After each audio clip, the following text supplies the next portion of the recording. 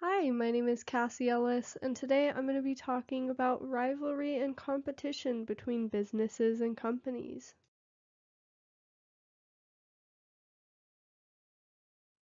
Competition is good, but when does it get to be too much? So how do you know when there's too much competition? We've seen it in companies all over the world. We've seen healthy competition and we've seen unhealthy competition. So I'm going to talk about two healthy examples of competition. Xbox and PlayStation are found to be competing in many ways.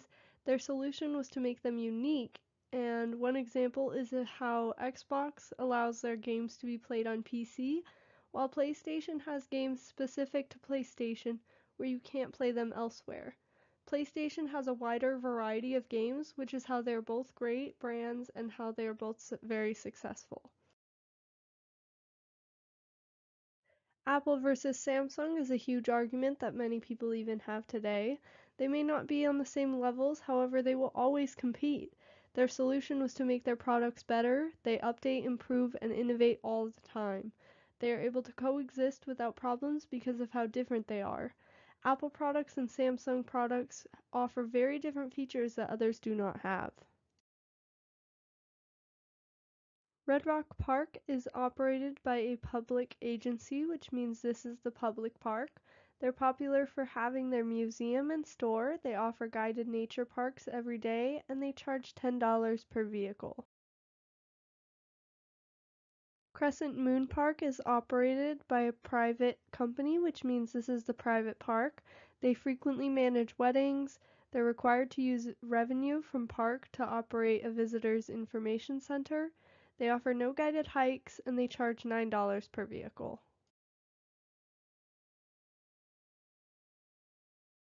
There is too much competition because the parks are too similar. Both parks earn about the same amount of revenue. Both parks are located in Arizona and only a few miles apart. They have similar facilities, which include manned gatehouse to collect fees, public bathrooms, picnic shelters, paved parking, and walking trails. There is so much competition because they aren't unique enough.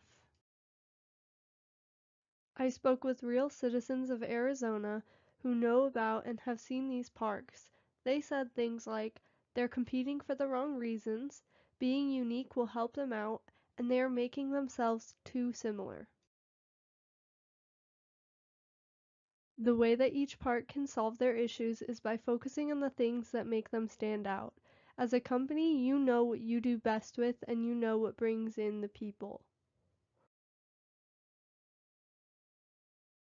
As a company, you should be asking yourselves where the money should be going and what kinds of things need more effort. Focus on what you do well in and improve those aspects and areas. Stop focusing on how to beat the other park and competing, but rather focus on improvements, uniqueness, healthy competition, and change.